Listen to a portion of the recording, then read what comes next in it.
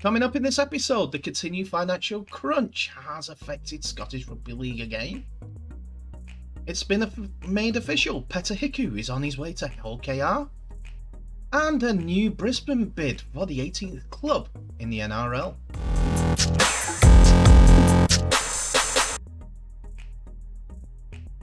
Hello ladies and gentlemen, and welcome back to the channel Held Dominant. Anthony here. Please remember to like and subscribe, and also click that notification bell if you're enjoying what you're seeing and if you want to continue seeing more. So we have more rugby league stories for you ladies and gentlemen today, as we have a look at the far and wide flungs of rugby league, whether it's in the expansion areas, the women's game, or at the top level when it comes to the NRL or Super League.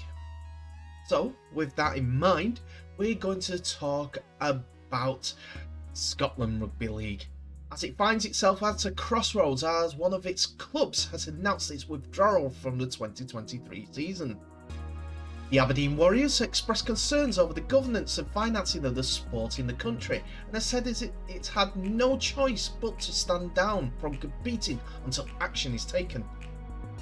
4 board members of the Scottish Rugby League resigned from their posts earlier this month, including Chair Victoria Hogg. Directors Ollie Cruikshanks, Robert Baxendale and John Harris also departed in a move that has been announced via social media with the comment, "We now plan ahead with optimism." A 42-word advert on a board vacancies appeared shortly after, stating an exciting new era was starting, but providing no details on the board roles. Now, Aberdeen Warriors have withdrawn from the Scottish Rugby League, which had just 4 teams in 2022. And in a statement from the clubs released on their social media, Aberdeen Warriors Committee have made the decision to withdraw and not to participate in the Scottish League this year. The decision has not come lightly and has been made on the following reasons. Funding. The club is not in a financial position to fully compete in 2023. We have some concerns on the governance of the game and are working with Scottish Rugby League to enable all clubs to play the game safely. But until that is clarified, we will not be competing. Depending on the outcome from the questions raised, and if funding can be addressed, we may participate in the Scottish Cup in July as a bare minimum this season. In regards to training, we are awaiting confirmation of insurance, etc., allowing us to return to train safely. Until then, we are on a stop. We are not going away, and we realise this isn't news we were hoping for, but we have to make sure everything is correct and safe to allow clubs to participate and grow the game correctly in the north-east of Scotland. Other clubs that have participated in the Scottish National League last season were Forth Valley Kings, Glasgow RL and Fife Lions, but the Lions would ultimately forfeit all their games 24-0 as losses. In the last European Rugby League annual report, it stated that Scotland had a total of 369 registered participants, including players, coaches, and match officials. The national team played at the World Cup, losing group games against Fiji, Italy, and Australia. Australia beat them convincingly 84-0 in Coventry.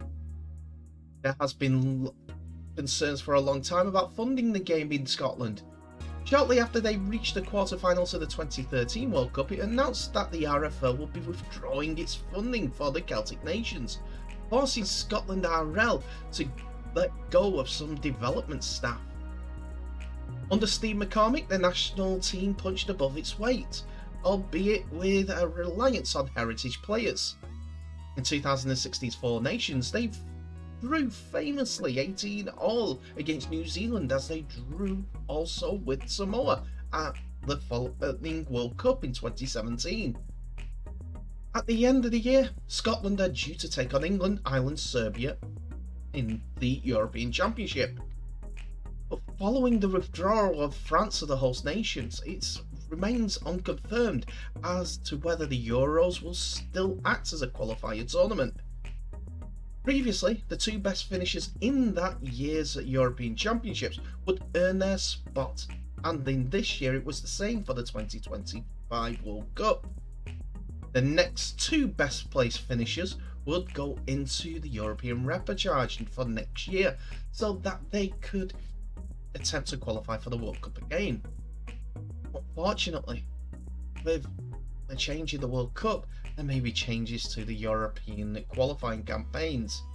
It all depends on what the International Rugby League can agree to when it comes to the new staging.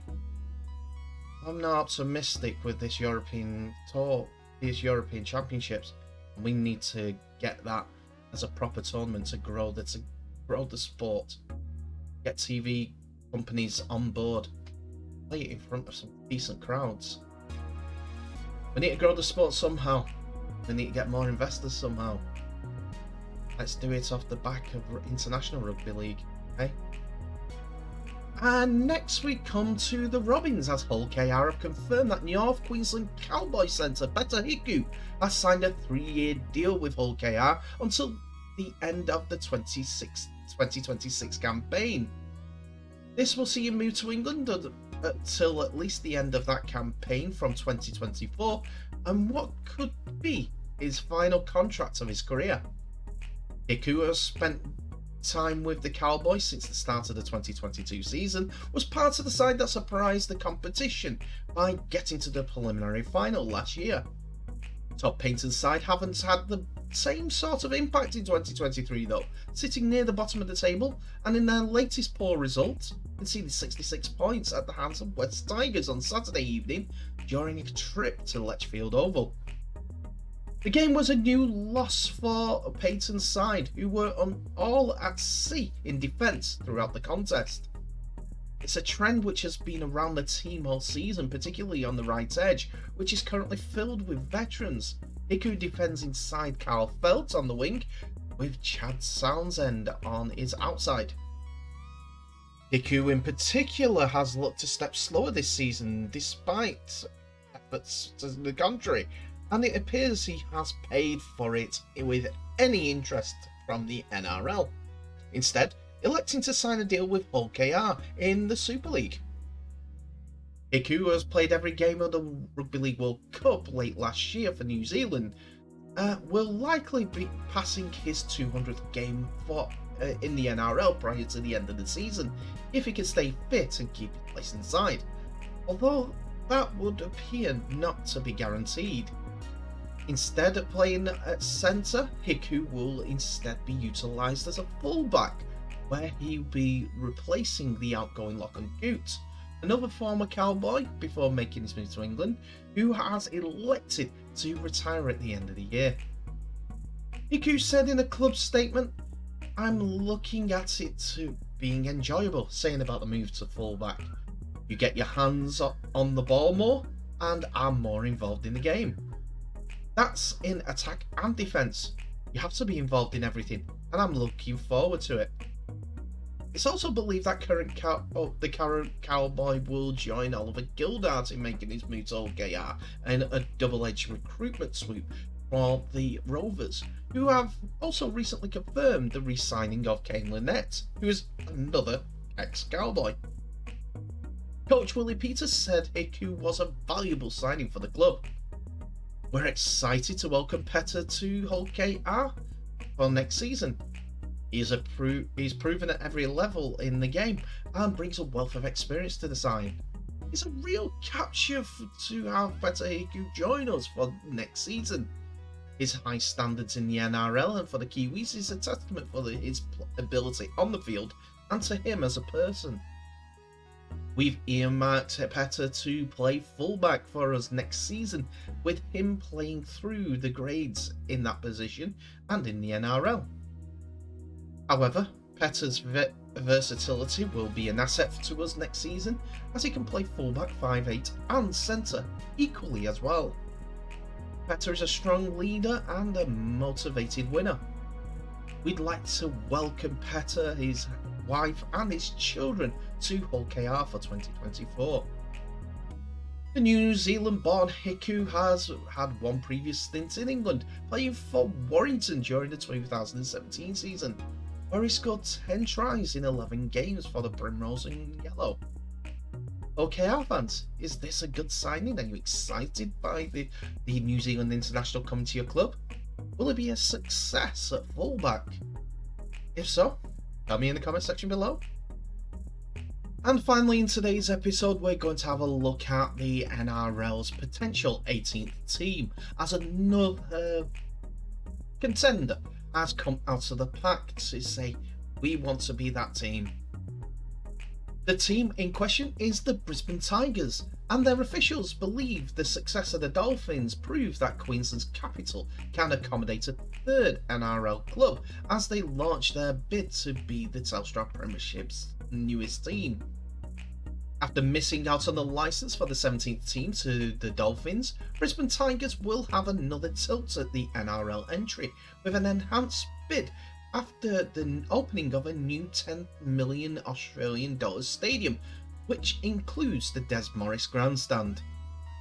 Based south of Brisbane River, the Cashed Up Club will target a growing population of 1 million people currently eyed off by the AFL, and is also preparing for the future NRLW team.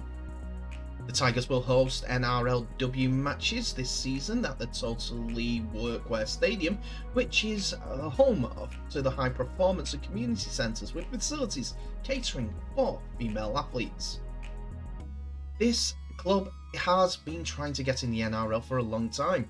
We were disappointed that we weren't the 17th team, Brisbane Tigers bid chairman Shane Edwards said.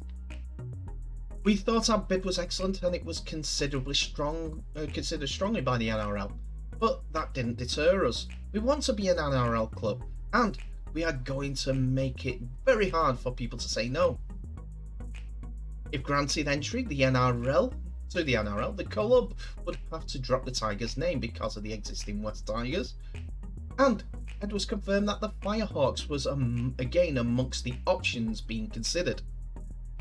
The club will play out of Suncorp Stadium, but it's understood they may consider joining forces with the PNG bid team if the NRL wants a Pacifica team with a Queensland base. We think we have a strong bid, but we have to listen to the NRL, what the NRL say, and what they are focusing on, Edwards continued. At the moment, we are fully focused on a standalone bid. I think the story we have got to tell over the coming months will give South East Queensland a strong chance of having another team here. We are focused on the area of Greater Brisbane on the south side of the river. If we use the river as a divide, there are 600,000 more people on the south side than the north side, and both the Broncos and the Dolphins are both based on the north side. The Titans are 70 kilometres down the road, so we have a massive population on our doorstep. And 3 of the fastest growing populations in the next 10 years are Gold Coast, Logan and Ipswich. If you look at the Southwest Corridor, Logan to Ipswich, there is another 275,000 people, so that will take the population to almost 1 million just in that region. That region is also the area where Brisbane Lions have their leagues club and a world standard training facility. So we see ourselves as providing support to the NRL and Queensland Rugby League to get into that Southwest Corridor and provide a strong, consistent programme for Rugby League. Edwards, who is a former CEO of the Broncos, said that despite the introduction of the Dolphins, Brisbane and Queensland are still underrepresented in North Queensland, the NRL. The Broncos and the Dolphins are number 1 and number 3 for attendances, and the Titans and the Cowboys are not far away behind them. And if you look at the television ratings, it's the same thing, Edwards said. This year, during the 27 regular season, there are 9 weeks when there is no game at Suncorp Stadium. So we can bring that game that everyone wants every week. You have just got to look at the attendances during Magic Round to realise that Brisbane can sustain another team, and it deserves another team because of the support it gets from all sectors: the corporate sector, Queensland government, and the fan base. So, what do your thoughts are on the potential of a third Brisbane club? I think it'll be one too many. I'd like to see a standalone Pacific Nation or Perth, like NRL team or Perth, as I said. And I've spoken to former footballers who have had experience of Perth that have told me, as soccer players to you and me, that the sports mad area of Perth would be more ideal. It's a target rich environment for the entire sport. There's an entire corridor of the nation that is not being used. Anyway, you tell me what your thoughts are in the comment section below. And with that, I'll end the episode there. I would like to thank everyone for being involved in this episode, and also everyone that has watched this episode and new subscribers as well. Thank you, thank you, thank you. But in the meantime, please remember to like, subscribe and share this video worldwide if you haven't done so already, and also click that notification bell for any new videos that may be coming your way near future. Any comments that you want to make about the episode and where you would like to see the NRL go, Scottish Rugby League go, and also the Peta Hiku signing? Comment, but please be respectful. Anyway, thanks so much again for watching. Please remember to share this video worldwide, and I'll end the episode as I always do by wishing you all the very best. So please stay safe, and I'll see you in the next episode.